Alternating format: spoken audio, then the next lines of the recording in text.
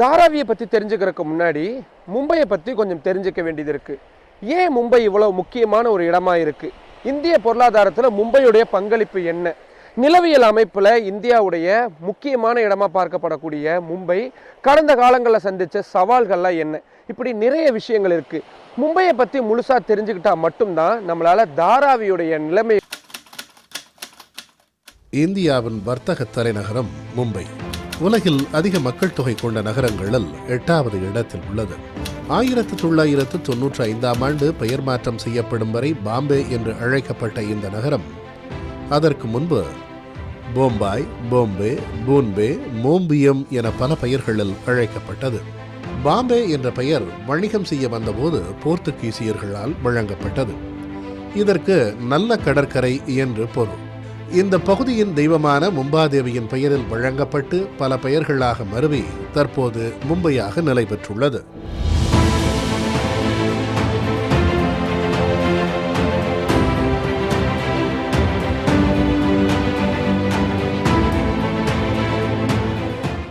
மும்பை ஒரு கடற்கரை நகரம் என்பதால் கோலிவாடா என்ற ஒரு வகை மீனவர்கள்தான் இதன் பூர்வ குடிகளாக இருந்தனர். இயல்பிலேயே தீவு கூட்டங்களால் ஆன பகுதியாக மும்பை இருந்ததன் காரணமாக கடல் வழி வர்த்தகத்திற்கு ஆங்கிலேயர்கள், போர்த்துகீசியர்கள் உள்ளிட்டோரின் கண்களை கவரும் இடமாகவே இருந்தது.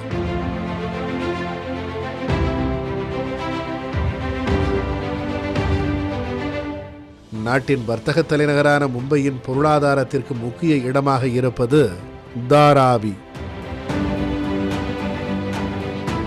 550 ஏக்கர் நிலப்பரப்பை கொண்ட தாராவியில் சுமார் 10 லட்சம் பேர் வசிக்கிறார்கள். இவர்களில் 50 முதல் 60 விழுக்காட்டினர் கூலி தொழிலாளர்கள்.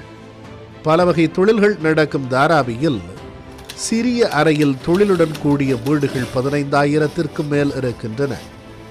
இவை ஒற்றையறை தொழிற்சாலைகள் என அழைக்கப்படுகின்றன.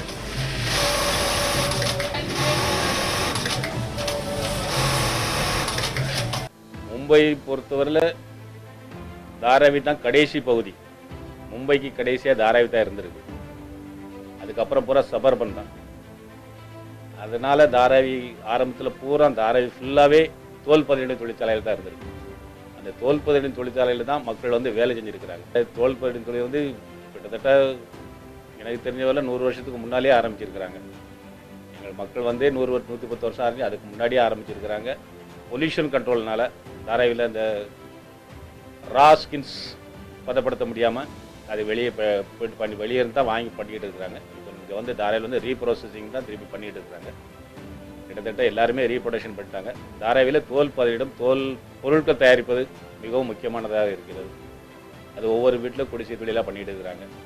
அந்த வகையில் பார்க்கும்போது தாராவிலேருந்து கிட்டத்தட்ட நீங்கள் சொன்ன மாதிரி A to Z எல்லா தொழிலும் நடந்துகிட்டு இருக்கு. விலங்குகளின் தோல்களை கொண்ட காலணிகள், பெல்ட், ஆடைகள் தயாரிக்கும் தொழிற்சாலைகள், பிளாஸ்டிக் மறுசுழற்சி ஆலைகள், மெழுகு பொருள் ஆலைகள் என பலவித தொழில்கள் இங்கு நடக்கின்றன. மும்பையின் பல்வேறு இடங்களில் குப்பை கூடங்களில் இருந்து எடுக்கப்படும் கழிவுப் பொருட்களில் இருந்து மறுசுழற்சி செய்யப்படும் பொருட்களை தனியாக பிரித்து எடுப்பதற்காக மட்டும் சுமார் 30,000 பேர் முதல் 1 லட்சம் பேர் வரை தாராவியில் இருக்கின்றனர். இங்கு முதன்மையானதாக தோல் தொழில் இருக்கிறது.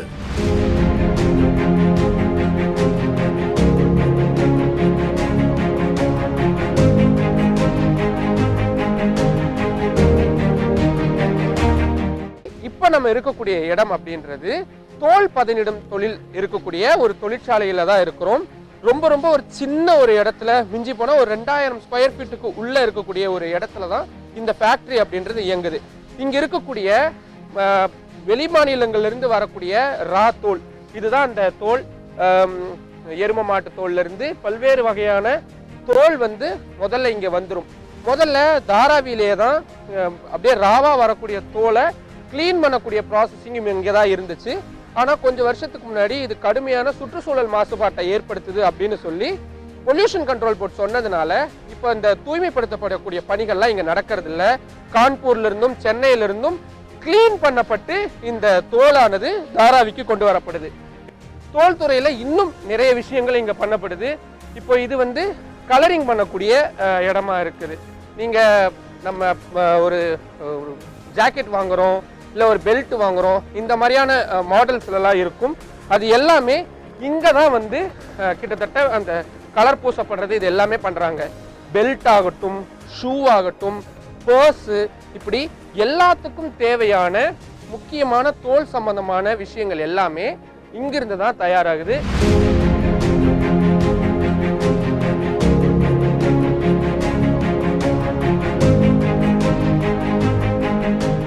ஏன் இந்த இடம் ரொம்ப ஸ்பெஷல் அப்படின்னா, அப்கோர்ஸ் நீங்க காலா படம் எல்லாருமே பார்த்துருப்போம். காலா படத்துல இருக்கக்கூடிய முக்கியமான சில சீன்கள் எல்லாமும் இங்க தான் எடுத்தாங்க. அதை பத்தி கேட்டப்போ இங்க நாங்க ரொம்ப ஃபேமஸுங்க, வெளியே வேணா தெரியாம இருக்கலாம், ஆனா இது சம்பந்தமான ஆட்களுக்கு வந்து ரொம்ப ரொம்ப ஃபேமஸ். ஃபாரின்ல இருந்து, குறிப்பா பிரிட்டன்ல இருந்து, ஜப்பான்ல இருந்து, அமெரிக்கால இருந்து வரக்கூடிய தொழில் முனைவோர்கள் நிறைய பேர் நேரடியா இங்க வந்து இந்த தோள்களை வந்து பர்ச்சேஸ் பண்ணிட்டு போறாங்க. ஸோ இந்தியாவுடைய முக்கியமான ஜிடிபியோட வளர்ச்சியில ஸ்மால் ஸ்கேல் இண்டஸ்ட்ரி ரொம்ப பெரிய ஒரு இடத்தை வகிக்குது அப்படின்றது உண்மைனா, தாராவி அதுல ஒரு முக்கியமான பங்கு வகிக்கும் அப்படின்றதுல எந்த வித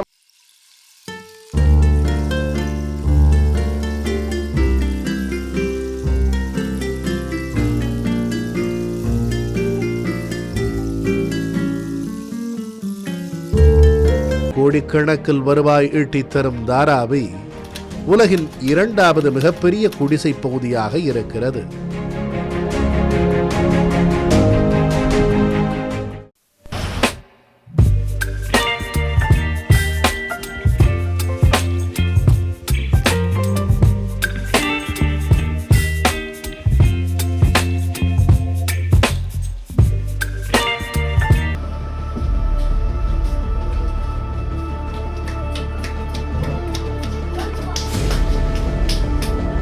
தாராவினாலே எல்லாருக்கும் ஞாபகம் வர்றது தாராவில் இருக்கக்கூடிய சின்ன சின்ன சந்துகளும் குட்டி குட்டி வீடுகளும். குட்டி குட்டி வீடுகள்னா 10க்கு 10 இருக்கும், சில இடங்கள்ல 8க்கு 5 இருக்கும், இன்னும் சில இடங்கள்ல அதை விட ரொம்ப சின்ன வீடுகளும் இருக்கும்.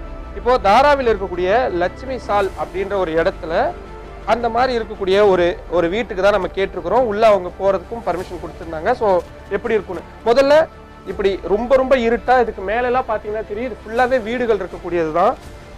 மழை பெஞ்சா தண்ணி விழுக முடியாத அளவுக்கு, பகல் நேரத்துல கூட வெளிச்சம் வர முடியாத அளவுக்கு தான் இங்க ரொம்ப குறுகலா இருக்கும். ஆனாலும் இங்க தான் இவங்க ரொம்ப சேலஞ்சிங்கான ஒரு லைஃபை லீட் பண்ணிருக்கிறாங்க. இப்போ இந்த வீடு ஒரு 8க்கு 5 இருக்கக்கூடிய 5 அடி இருக்கக்கூடிய 8 அடி நீளமும் ஒரு 5 அடிக்கு குறைவா அகலமும் இருக்கக்கூடிய ஒரு வீட்டில் தான் நம்ம இப்போ இருக்கிறோம். ஸோ இங்கே தான் இவங்க அவங்களோட குளிக்கிறது அந்த மாதிரியான விஷயங்களுக்கு இங்கே பயன்படுத்திக்கிறாங்க. அட்டாச்சு டாய்லெட் பாத்ரூம்ல எதுவுமே இருக்காது. பக்கத்தில் இருக்கக்கூடிய காமன் டாய்லெட் தான் அவங்க பயன்படுத்திக்கிறாங்க. இது அவங்களுடைய அடுப்படி. இங்கே அவங்களுக்கு தேவையான பொருட்கள் எல்லாம் வச்சுக்கிறாங்க, சமையலுக்கு தேவையான பொருட்களை வச்சிருக்கிறாங்க, டிவி வச்சுக்கிறாங்க. அஃப்கோர்ஸ் எங்கே இருந்தாலுமே யாராக இருந்தாலுமே என்டர்டெயின்மெண்ட் அப்படின்றது ரொம்ப அவசியம். ஸோ அதனால டிவி வச்சிருக்கிறாங்க. மற்ற அவங்களுக்கு அப்பப்போ தேவைப்படக்கூடிய பொருட்கள் எல்லாம் வந்து இந்த மாதிரி மேலே பரன் மாதிரி சின்னதாக அமைச்சு அந்த இடத்துல அவங்க அதை வச்சுக்கிறாங்க. இதில் இன்னொரு ஆச்சரியமான விஷயம், இந்த வீட்டுக்கு இன்னும் மேலேயும் ஒரு ஃப்ளோர் இருக்கு. ஸோ இப்போ முடிஞ்ச வரைக்கும் நம்ம அங்கேயும் போய் பார்க்கலாம். இப்படி உள்ள வீட்டுக்குள்ளேயே வந்து அவங்க ஸ்டெப்ஸ் மாதிரி வச்சிருப்பாங்க. கண்டிப்பாக அஃப்கோர்ஸ் ஃபேன் இருக்கும், ஏன்னா வெயில் காலத்தில் ரொம்ப புழுக்கமாக இருக்கக்கூடிய இடமா இருக்கு. ஏன்னா உங்களுக்கு தெரியும், இது இவ்வளவு தூரம் இடுக்கமாக இருக்குன்றப்போ சூரிய ஒளி வர்றதுக்கோ இல்லை ஒரு காத்தோட்டமான இடமோ எதுவும் இல்லாததுனால அஃப்கோர்ஸ் கண்டிப்பாக ரொம்ப சிரமமாக இருக்கும். ஒளிப்பதிவாளர் லோகேஷ் ரொம்ப சிரமப்பட்டு தான் இந்த இடத்த படம் பிடிச்சு காட்டிட்டு இருக்கிறாரு. மேலே வந்து பார்த்தீங்கன்னா சிமெண்ட் ஷீட் தான் போட்டிருக்கிறாங்க. இந்த கதவு வந்து இன்கேஸ் மேலே வந்து கப்புள்ஸாக இருக்கிறாங்க அப்படின்னா இந்த கதவை வந்து அவங்க க்ளோஸ் பண்ணிக்குவாங்க. இந்த நிறைய பேச்சுலர்ஸ் ஊர்ல இருந்து பிழப்பு தேடி வரக்கூடியவங்க நிறைய பேரும் இங்கே தாராவிக்கு வருவாங்க. அப்படிப்பட்டவங்களுக்கு பேச்சுலராக வரக்கூடிய பசங்களுக்கு ரொம்ப கம்மி வாடகையாக இருக்கும். அவங்களுக்கு வந்து இது பயன்படக்கூடிய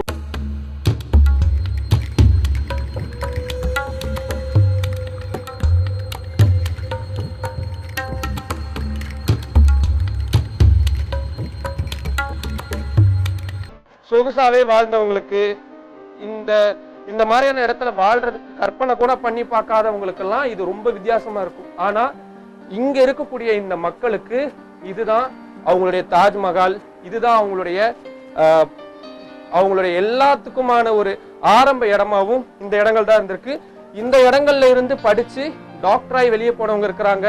இந்த இடங்கள்ல இருந்து படிச்சு இன்ஜினியர் ஆகி இல்ல ஒரு கவர்மெண்ட் ஆபீஸ்க்கு போனவங்க, இல்ல ஒரு திரைத்துறைக்கு போனவங்க, இப்படின்னு ஏகப்பட்ட திறமையாளர்கள் இருக்காங்க.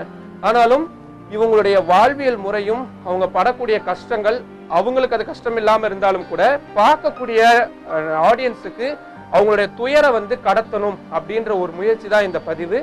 ஸோ இப்படியான ஒரு துயரமான ஒரு வாழ்வியல் முறையா நம்ம பார்த்தாலும் கூட நாங்க எங்க ஃப்ரெண்ட்ஸ் கூடலாம் இங்க இருக்கிறோம், நாங்க இங்க ரொம்ப ஹாப்பியா இருக்கிறோம், எங்களுக்கான அடுத்த ஒரு கட்டம் கிடைக்கிற வரைக்கும் நாங்க இதுல இருப்போம் அப்படின்னு வம்சாவளியா ஒருத்தவங்க போனாங்கன்னா இன்னொரு தலைமுறை வர்றது. அந்த மாதிரி இந்த தாராவில் இருக்கக்கூடிய இந்த மாதிரியான குறுகலான இடங்கள்ல விசாலமான மனசை கொண்ட நிறைய மக்கள் வாழ்ந்துகிட்டு இருக்கிறாங்க.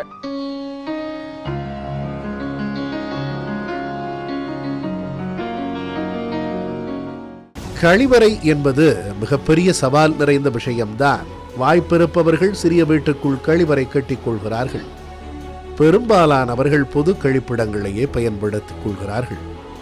உள்ளூர் கவுன்சிலர்கள், சட்டமன்ற உறுப்பினர்கள், அரசியல்வாதிகள் உள்ளிட்டோர் சில கழிப்பிடங்களை கட்டிக் கொடுத்துள்ளனர். சில இடங்களில் தனியார் கழிப்பிடங்களும் இயங்குகின்றன. இங்க மகிம் ஸ்டேஷன், அங்க கிங் சர்க்கிள், இந்த பக்கம் கோழிவடா, இங்க சயின்ஸ் ஸ்டேஷன், இப்படி 5 ஸ்டேஷன் தாராவியை சுற்றி இருக்கு. ஆனால் இப்போ இந்த பம்பாய் டெவலப் ஆன பிறகு தாராவி மத்திய பாகம் ஆயிட்டு,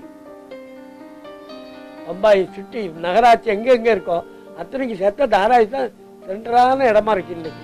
அதனால தான் கவர்மெண்ட் இந்த இடத்துக்கு முக்கிய கவனம் செலுத்துறாங்க. இன்னைக்கு இந்த டெவலப் ஆகுதுன்னு சொல்லுவாங்களே தவிர இதை காரணம் வச்சு தாராவியில் சின்ன குடிசைகளாக இருந்தாலும் நீங்கள் 30 லட்சம் 40 லட்சத்துக்கு குறைஞ்சி வாங்க முடியாது சார். அப்படி நிலைமை ஆயிட்டு இன்னைக்கு. சங்கத்தை நாங்கள் நடத்தி கொண்டிருக்கிறோம். கிட்டத்தட்ட எங்களுடைய சங்கத்தில் 200 உறுப்பினர்கள் தமிழ் டிரைவர்கள், அதுவும் திருநெல்வேலி மாவட்டம் பல்வேறு ஊர்களில் இருந்து நாங்கள் பிழைப்பதற்காக வந்த தாராவிக்கு அண்டையிலிருந்து இன்று வரை நாங்கள் இங்கு இருந்து கொண்டிருக்கிறோம். எங்களுடைய பணிகளை நாங்கள் செய்து கொண்டிருக்கிறோம், ஓட்டுநர் பணிகளை செய்து கொண்டிருக்கிறோம்.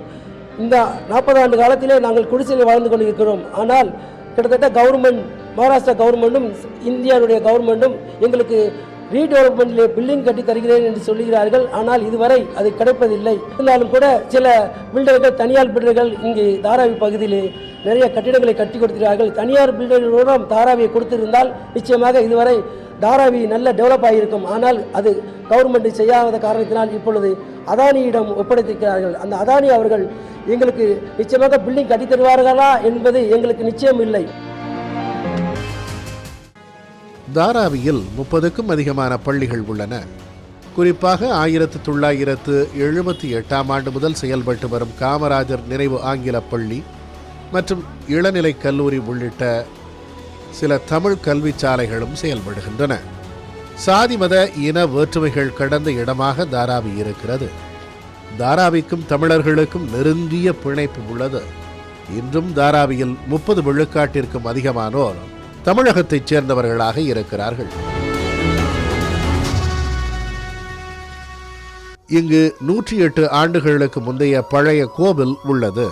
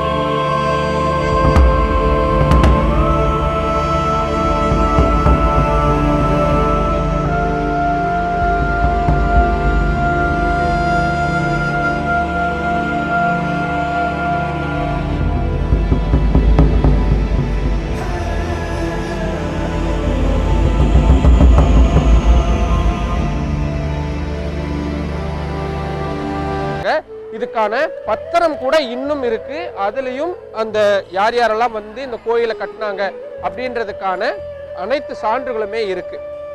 ஏன் இந்த கோயிலை கட்டினாங்க அப்படின்ற ஒரு முக்கியமான கேள்வி எழலாம். அந்த காலத்துல ஆங்கிலேயர்களும் வணிகர்களும் உட்கார்ந்து பேசக்கூடிய ஒரு இடம் தேவைப்பட்டிருக்கு.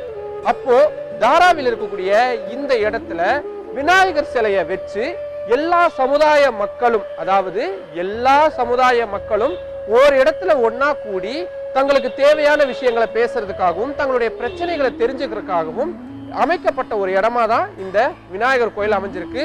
இத படா விநாயகர் கோயில், அதாவது மகா விநாயகர் கோயில் அப்படின்னு தான் சொல்றாங்க. மும்பையில் அமைக்கப்பட்ட விநாயகர் கோயில்கள்ல இரண்டாவது கோயில் இது அப்படின்னு சொல்லப்பட்டிருக்குது. இப்போ இங்க ரெனோவேட் பண்ணிட்டு இருக்காங்க. ரெனோவேஷன் ஒர்க் அப்படின்றது போய்கிட்டு இருக்கு. உள்ள இந்த கோயிலை முழுசா ரெனோவேட் பண்ணி கும்பாபிஷேகம் பண்றதுக்கு அவங்க தயாராகிட்டு இருக்கிறாங்க. இப்போ இந்த கோயிலை நிர்வகிக்கிறது வெறும் கோயிலா மட்டும் இதை பார்க்காம இங்க பக்கத்துல ஒரு 70 வீடுகளை வந்து ரொம்ப கம்மியான வாடகைக்கு விட்டுருக்கிறாங்க. ஸ்கூல் ரன் பண்றாங்க. அந்த ஸ்கூல்ல தமிழ் மாணவர்கள் மட்டும் இல்லாம நார்த் இந்தியன் மாணவர்களும் நிறைய பேர் படிக்கிறாங்க. ஒரு வருஷம் 350 வருஷத்துக்கு முன்னாடி வந்தவங்க உருவாக்குனதை இந்த தலைமுறையாக அது பாதுகாக்கப்பட்டு வந்துட்டு இனி இது அப்படி தொடரணும்னா இந்த இடத்துல அதிகமான மக்கள் குடியேறணும். இந்த மக்கள் குடியேறணும் அப்படிங்கும்போது நாம் அது ஒரு உங்கள்கிட்ட அரசாங்கத்திட்ட ஒரு கோரிக்கைகளை முன்வைப்போம். இது இவ்வளோ இடம், இந்த இடத்துல நீங்கள் எங்களை இத்தனை வீடுகள் கட்டி தரணும், இத்தனை இந்த அதிதரோட மக்கள் இத்தனை குடும்பங்களை நீங்கள் குடியமர்த்தணும், நீ சேல் அக்ரிமெண்ட்டுக்கு ஒன்றுக்கு கொடுக்க மாட்டேன், நீ எங்ககிட்ட ஒப்படைக்கணும், சங்கத்துக்கு ஒப்படைக்கணும். நாங்கள் இந்த மாதிரிலாம் பல கோரிக்கைகள் இருக்குது. இதில் 300 200 300 வீடுகளை குடியமர்த்திட்டோம்னா காலங்காலத்துக்கு இந்த கோயிலுக்கு இந்த சொத்துக்கு ஒரு பெரிய பாதுகாப்பாக அப்படி ஒரு கோரிக்கைகளை முன்வைக்கும் போது அது ஏற்றுக்கொள்ளப்பட்டா தவிர நம்ம இடத்த நம்ம கொடுப்போமே தவிர, இல்லைன்னா நம்ம அதை கொடுக்க போகிறதில்ல. அதுக்கு உண்டான என்ன வழி போராட்டமோ அதை நம்ம பண்ணி நமக்கு என்ன உண்டான தேவைகள் நம்ம செஞ்சோம்.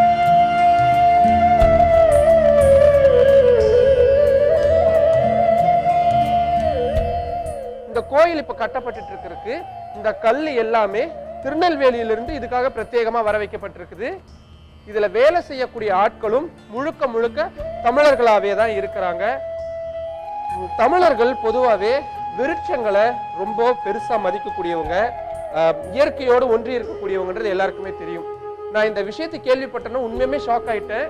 இந்த மரம் இந்த கோவில் கட்டப்படுறப்போ, அதாவது சின்ன சிலையா வைக்கிறப்போ இந்த மரம் இங்க வைக்கப்பட்டிருக்கு. இந்த மரத்துடைய வயசு 110. என்னுடைய வயசை கம்பேர் பண்ணும் பொழுது என்னை விட 5 மடங்கு இந்த மரத்துக்கு வயசா இருக்கு. இன்னமும் இது உயிரோட இருக்கக்கூடிய ஒரு மரமாகவும் இருக்கு. இவ்வளவு வேலைகள் நடந்தாலும் இந்த மரத்தை மட்டும் எதுவுமே பண்ணாம அப்படியே விட்டுருக்கிறாங்க. அதை சுத்தி தொட்டி மட்டும் கட்டி இருக்கிறாங்க. மற்றபடி வேற எந்த இதுவும் இல்லை. ஸோ இது இங்க இருக்கக்கூடிய தமிழர்களுக்கான அடையாளங்கள்ல மிக முக்கியமான ஒரு இடத்தை வகிக்கக்கூடிய ஒரு ஒரு ஒரு உயிருள்ள ஒரு விஷயமா இந்த மரம் இருக்கு.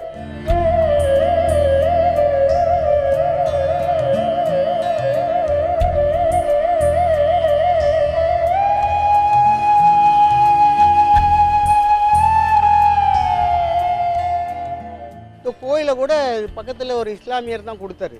இங்கேருந்து ஒரு பெரிய மஸ்ஜித் இருக்கிறது.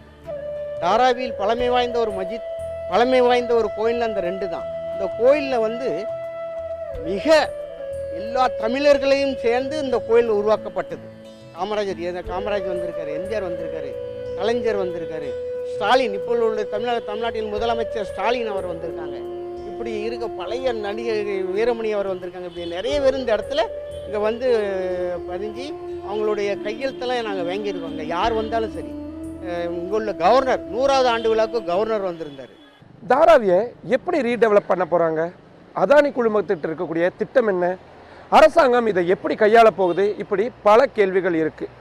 ஒட்டுமொத்த தாராவியும் காலி பண்ணிட்டு புதுசாக இந்த இடத்துல கட்டிடங்கள் கட்ட போகிறாங்க அப்படின்னு பரவக்கூடிய தகவல் எதுவும் உண்மை இல்லைன்னு ஆளும் தரப்பில் சொல்லப்படுது.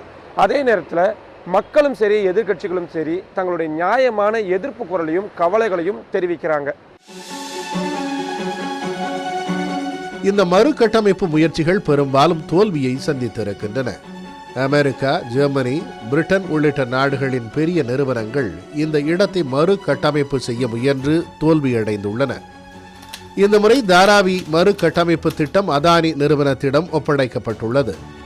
அதானி ப்ராப்பர்ட்டிஸ், DLF மற்றும் ஸ்ரீ நமான் டெவலப்பர்ஸ் ஆகிய 3 நிறுவனங்கள் விண்ணப்பித்திருந்த நிலையில் திட்டப்பணிக்கு வரையறை செய்யப்பட்டிருந்த தொகையை விட கூடுதலாக 1600 கோடி ரூபாய் குறிப்பிட்டு 5069 கோடி ரூபாய் முதலீடு செய்வதாக அதானி ப்ராப்பர்ட்டிஸ் குறிப்பிட்டிருந்ததை அடுத்து அந்நிறுவனத்திற்கு இத்திட்டப்பணிகள் ஒதுக்கப்பட்டதாக சொல்லப்படுகிறது. சுமார் 20,000 கோடி மதிப்பீட்டில் மேற்கொள்ளப்பட உள்ள இந்த பிரம்மாண்ட திட்டம் வரும் அக்டோபர் மாதத்தில் தொடங்க உள்ளதாக தகவல்கள் வெளியாகின. குடியிருப்புகளும் இங்கேயே வர வேண்டும், தொழில் புரிவதற்கான வசதிகளும் வேண்டும், நிலமும் தங்களிடமே இருக்க வேண்டும் என்பன தாராவி மக்களின் கோரிக்கையாக இருக்கிறது. தேவேந்திர பட்னவிஸ் சார் இப்போ உள்ள டிப்டி சிஎம், அப்போ சிஎம்மாக இருந்தாங்க. அப்போ நான் அவங்கள்ட்ட எல்லாம் சொன்னது, தாராவியில் லெதர், இனிப்பு வகை பண்ணுறது, இது மாதிரி நிறையா ஸ்மால் ஸ்கேல் இண்டஸ்ட்ரீஸ், இதை பூரா இவங்க ரெசிடென்ஸ் பண்ணுறோமோ அதுக்கு இடையிலேயே பக்கத்துலேயே வெளியில் போகாமல் இந்த ஸ்மால் ஸ்கேல் இண்டஸ்ட்ரீஸ் இங்கே தான் இருக்கணும், சிறு தொழில், அதை வச்சு தான் தாராவி வளருது அப்படின்னு சொன்னதுக்கு அதை எடுத்துக்கிட்டு அந்த மினிட்டில் பாஸ் பண்ணி வச்சுருக்காரு. போராடிக்கிட்டே இருக்கேன் நான் தொடர்ந்து. ஏழை எளியவனும் பில்டிங்கில் போகணுங்கிற ஒரு ஆசை. அதெல்லாம் எப்போன்னா இந்த தாராவி ரீடெவலப்மெண்ட்டு இந்த சர்க்கார் பண்ணதுக்கு பிறகு தான் எல்லா மக்களுக்கும் ஒரு விடுதலை. இந்த விடுதலை கண்டிப்பாக இந்த அரசாங்கம் பண்ண போது டெண்டர் ஆயிடுச்சு. ரொம்ப வித்தியாசமாக இருக்கும். தாராவி மக்களுக்கு ஒரு பெரிய நல்ல வாய்ப்பு. I feel that the I'm with people as the way people know that I'm with Dharavikar, and Dharavikar fight will together this battle because this is a more important battle for us, and definitely there is a confusion and there is a lack of confidence because government needs to be proactive and take up parties and discuss with the Dharavikar people. If that will happen, then definitely people will come forward and say whatever the problems they are facing right now, they'll discuss with the government. And one more thing, that whatever the project Adani right now we see, if it's the Kerala project, whether it's Jharkhand project, and whether it's a Goa project, that kind of things will be not going to happen in Dharavi. That we have to see. மறு கட்டமைப்பு அவசியமாக இருந்தாலும் தங்கள் பாரம்பரிய நிலமும் வாழ்வாதாரமும் பாதிக்கப்படக்கூடாது என்பது அனைத்திலும் முக்கியமானது என்கிறார்கள் தாராவி மக்கள்.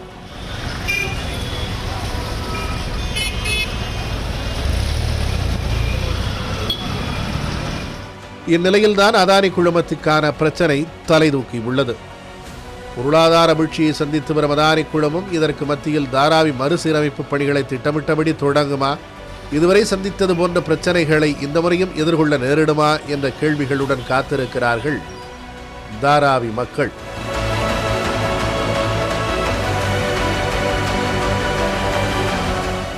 தாராவி மக்களுடைய தேவை என்ன, அவங்க எதிர்பார்க்கக்கூடியது என்ன, இப்படி பல கேள்விகளுக்கு இந்த தொகுப்புல விடை கிடைச்சிருக்கும்னு நான் நம்புறேன்.